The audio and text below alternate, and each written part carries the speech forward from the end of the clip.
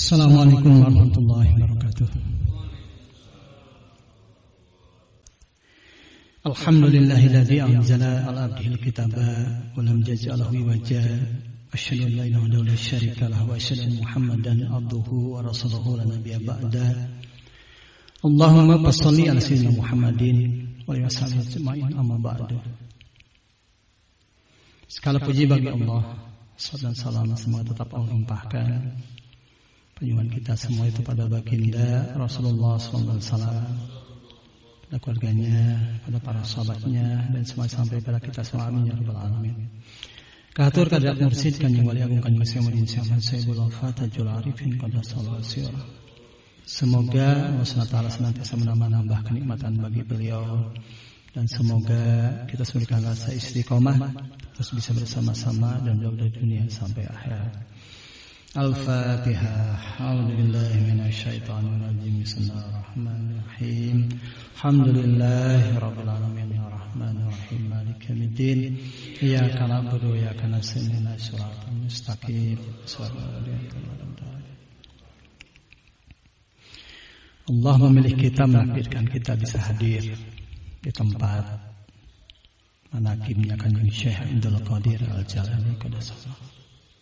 Semoga Allah juga menakdirkan kita nanti bisa hadir bersama-sama beliau pada mahsyar di akhirat di surganya Allah SWT. Amin ya rabbal alamin. Derajat yang paling mulia, yang paling tinggi di sisi Allah, dan katakan orang yang bertakwa.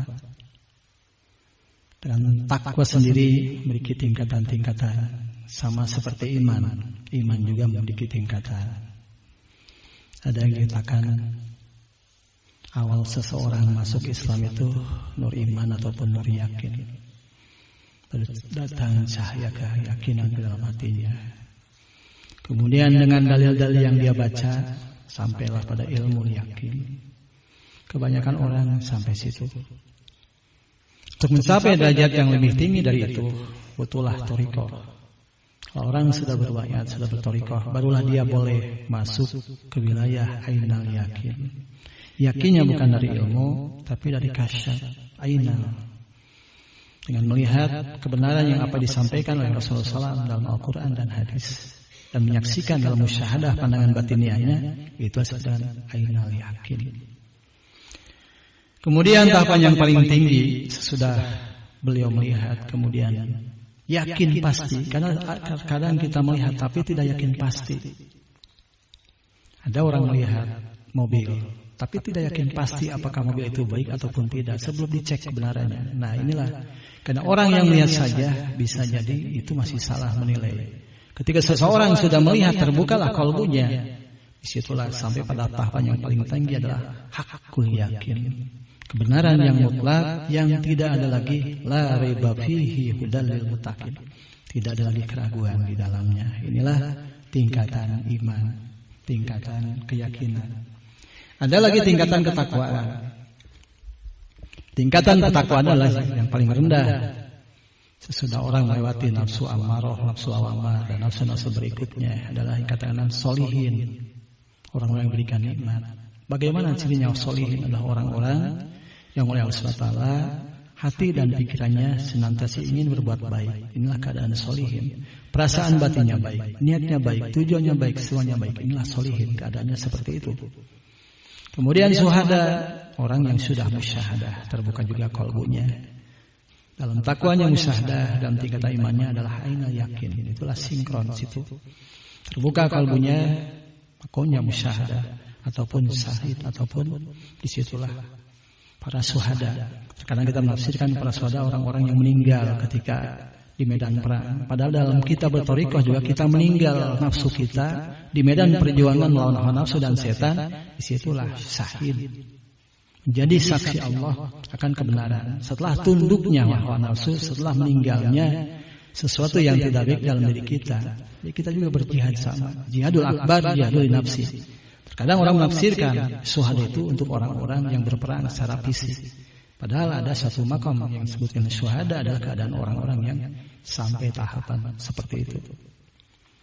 Barulah tahapan tertinggi untuk orang biasa seperti kita adalah sidikin. Inilah keadaan orang-orang yang sudah mencapai kebenaran. Seperti Kanjeng Syekh Abdul Qadir Al-Jailani. Karena di atas itu sudah bagian kita, bukan bagian kita. Diratan para anbiya, para nabi itu sudah tertutup ketika Rasulullah SAW diturunkan ke dunia. La nabiyya ba'da. Jadi batasannya hanya sampai sidikin, tidak lebih dari itu. Katakan yang Syekh Abdul Qadir Al-Jailani, akhir daripada perjalananku adalah awal perjalanan para nabi.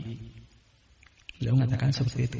Akhir perjalananku adalah awal perjalanan para nabi. Jadi artinya setinggi-tingginya aulia Allah, wali Allah itu hanya sampai di batas awal kenabian. Katakan para ulamaku setingkat para nabi Bani Israel.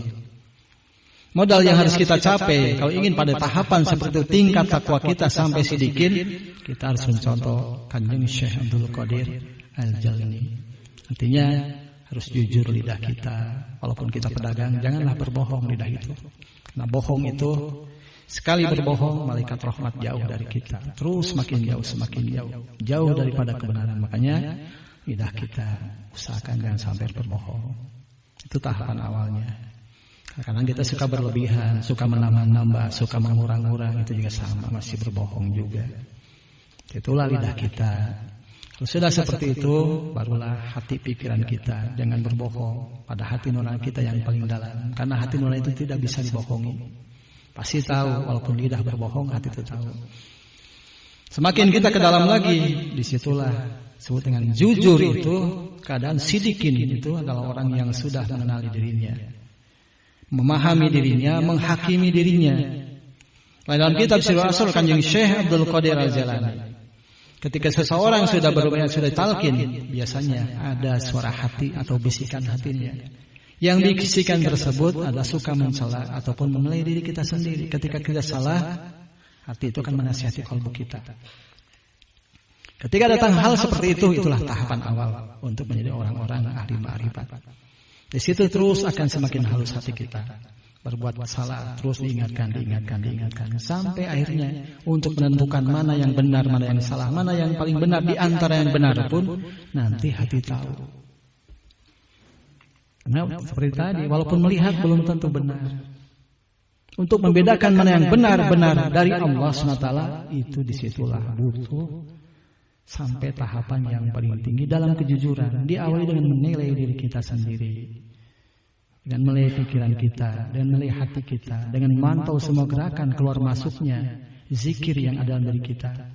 Pantau terus sampai betul-betul kita di situ jujur. Yang namanya jujur itu tahu pasti keluar masuknya itu seperti apa. Kadang-kadang orang berpikir jujur itu sidikin itu jujur hanya sampai lidah saja. Tidak seperti itu. Hakikat daripada jujur mengetahui semuanya itu adalah di Allah SWT. Itu hakikat jujur. La maujuda illallah, itulah hakikat jujur yang sebenarnya itu. Dia tahu pasti kebaikan, keburukan semuanya datang dari Allah, bukan dari pikiran, bukan dari ilmu. Karena dia menyaksikan dengan mata hatinya, dengan kalbunya. Semua yang dia kerjakan oleh dirinya, dia tahu awalnya munculnya dari mana. Apa dari hati kita, dari pikiran kita, dari hawa nafsu kita, ataupun dari mana. Nah, di situ belajar jujur. Nanti hati semakin dalam itu semakin bisa mengetahui ini yang datang dari mana nih. Biasanya kalau dalam thariqah kita muncul perasaan, munculnya di sebelah kiri dari latifah satu, biasanya itulah di situ hawajis, setan di situ tempatnya di sebelah kiri. Tapi di situ juga butuh pengalaman, butuh pertolongan Allah untuk membedakannya. Kadang susah. Kalau masih bisikan di situ masih mudah dikenali. Biasanya yang namanya bisikan itu ada 4. Satu waswas, datangnya dari setan. Kalau kita sudah wudu, kadang ragu. Kalau kita sudah sholat juga ragu. Itu datangnya dari setan. Itu waswas, membuat kita ragu bimbang. Dan terus menyuruh berbuat yang tidak baik. Itu dari setan. Sudah pasti seperti itu. Mudah dikenali. Ada lagi yang halus dari situ. Yang katakan hawajis. Bagaimana cirinya hawajis? Harus kita ketahui hawajis itu. Kita berbuat salah, hati kita masih memuji-muji diri kita sendiri. Kita subuh kesiangan, wah wajar dah orang putih nangis mereka. Kerbe dihampura ku Allah cenah urang mada urang makom lagi seluhur. Nah itulah hawajis seperti itu. Ketika salah sekalipun, ketika terjadi sekalipun, masih tetap memuji-muji diri sendiri. Itulah bisikan hawajis namanya. Datangnya daripada hawa nafsu yang tidak mau disalahkan, yang tidak mau artinya dikalahkan. Makanya hawa nafsu itu suka berdebat dengan Allah SWT. Karena sifatnya seperti itu. Terjatuh sekalipun masih terus memuji-muji diri sendiri. Nah ini hawajis, cirinya seperti itu. Kemudian ada lagi bisikan. Inilah bisikan yang benar. Dari mana datangnya? Biasanya dari dada kita sebelah kanan. Datangnya dari mana? Biasanya datangnya daripada suara gurunya. Kalau lebih halus lagi dari situ, datangnya daripada ruhnya yang paling dalam. Lebih halus lagi dari situ, dari malaikat. Lebih halus lagi dari situ, ada datangnya dari yang paling tinggi. Inilah tingkatan yang paling tinggi, bisikan datang daripada Allah Subhanahu wa ta'ala. Nah ini tahapan akhirnya seperti itu. Orang bisa sampai mendapatkan bisikan daripada Allah SWT kalau sudah sampai ma'rifat bisifat. Dan untuk sampai ma'rifat bisifat saja harus melewati ma'rifat bi asma. Ma'rifat bi asma itu sebelum ditalkin orang tidak tahu seperti apa asma Allah itu. Kalau cuma tahu nama Tuhan umat Islam itu Allah, jangankan kita Hindu Buddha aja tahu. Umat Islam itu Tuhannya Allah. Bukan seperti itu ma'rifat bi asma itu. Tapi ma'rifat bi asma itu mengetahui pasti apa yang ditalkinkan oleh gurunya. Seperti apa asma Allah itu? Bismillahirrahmanirrahim. Dengan menyebut asma Allah. Bagaimana asma tersebut bisa meliputi Ar-Rahman dan Ar-Rahim? Ma'rifat bi asma itu seperti itu. Mengenali asma-asma Allah dan tahu sifatnya. Tahu karakteristik dari semua asma Allah. 20 sifat, 99 asma Allah. Dan bisa membedakan secara pasti. Bukan dari sudut bacaan, tapi dari makna hakikat. Inilah Ar-Rahman, inilah Ar-Rahim, inilah terus seperti itu. Bisa membedakan, bukan dari bacaan, bukan dari makna, tapi dari makna hakikat. Inilah ma'rifat bi asma. Kalau sudah seperti itu, Allah menyampaikan pada ma'rifat bi afalnya, mengenali perbuatan Allah, hal yang akan terjadi, yang sudah terjadi, dan mengetahui kenapa terjadi hal seperti itu, akibat dari perbuatan apa, akibat dosa apa, kenapa terjadi begini. Nah inilah afal Allah, mereka tahu pasti afal Allah. Dan bergerak afal Allah itu melalui sifat jamaliyah Allah dan sifat jalaliyah Allah. Jamaliyah Allah itu yang baik-baik, yang nikmat-nikmat, yang enak-enak, itu jamaliyah Allah. Afal Allah itu di situ. Yang indah-indah dipandang oleh mata, itulah jamaliyah Allah dari afal Allah. Kelakuan kita yang baik-baik, tahajud, berbuat kebajikan, inspirasi yang baik, itu sifat jamaliyah Allah. Sesuatu yang mengerikan, sesuatu yang tidak enak dipandang, dan sesuatu perbuatan yang jelek, itulah sifat jalaliyah Allah. Inilah afal Allah. Kalau orang sudah bisa melihat sifat jalaliyah jamaliyah Allah, masuklah pada tahapan yang katakan ma'rifat bisifat. Inilah kata para sahabat dalam kitab Tasawuf. Beliau mengatakan ma'rifat bisifat itu adalah sesuatu yang bisa dinikmati di dua alam. Artinya keadaan orang yang jasanya di dunia, ruhnya itu sudah sampai hadir di akhirat dan sudah bisa menyaksikan sesuatu yang sifatnya non-fisik. Masuk lebih dalam itu bisa melihat sesuatu hal yang memang tidak bisa dikatakan lagi oleh kata-kata. Nah, inilah keadaan orang-orang yang sudah sampai tahapan yang lebih tinggi lagi. Sampai tahapan akhir ada ma'rifatul bildat. Ini khusus bagi orang-orang yang benar-benar dicintai Allah, dipilih Allah, dipilihkan oleh Allah segala sesuatunya, dan Allah selalu bersihkan dari segala sifat kemakhlukannya, sehingga dirinya hanya mengetahui Allah SWT dan hidup melalui Allah, berbicara melalui Allah, mendengar melalui Allah, semuanya itu serba Allah SWT. Inilah keadaan orang ma'rifatul bildat. Mereka tidak lagi mengenali dirinya sebagai wujud yang kasar, ataupun mengenali ruhnya sebagai wujud yang halus. Yang mereka kenali adalah sifat dan zat Allah Subhanahu wa ta'ala. Nah itu tahapan akhir kalau kita belajar thariqah ke situ. Makanya terus amalkan. Mudah-mudahan Allah membimbing kita, memilih kita, menjadikan kita pada orang-orang yang dibukakan pintu kita dan didatangkan pintu makrifat pada nur kita, melalui ruh guru-guru kita. Karena nur makrifat itu datangnya dari ruh guru kita. Dari mana datangnya? Dari ruh guru kita itu nur ma'rifat. Makanya salah satu syarat mendapatkan ma'rifat adalah mahabbah kepada guru. Tanpa mahabbah kepada guru, nur itu tidak akan masuk ke dalam kalbu kita. Karena Allah menjadikan wasilahnya seperti itu. Makanya terus amalkan, mudah-mudahan Allah menuntun kita, membimbing kita menjadikan kedua orang-orang pilihan Allah SWT. Amin ya rabbal alamin. Allahumma shalli wa sallim ala sayyidina habibina wa syafiina wa karimina wa dhahrina maulana Muhammad sallallahu ya rabbal alamin ya rahman ya rahim ya halim ya salim. Allahumma zina wa la tanqisna rizqan animatan niyatal akhirah. Allahul kafi raudal kafi qasamal kafi wa zalal kafi likulin kafi kanal kafi wa ni'mal kafi. Alhamdulillah hasbunallah wa ni'mal wakil wa ni'mal maula wa ni'mal nasir. Alhamdulillahi rabbil alamin.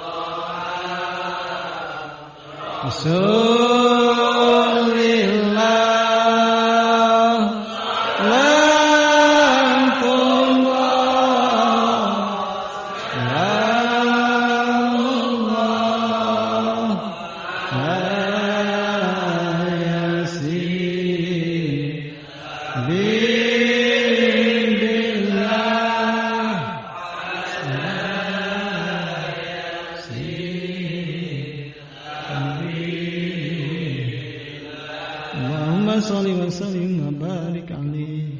Al-Fatihah. A'udzubillahi minasyaitonir rajim. Iyyaka na'budu syiratal ladzina. Assalamualaikum warahmatullahi wabarakatuh.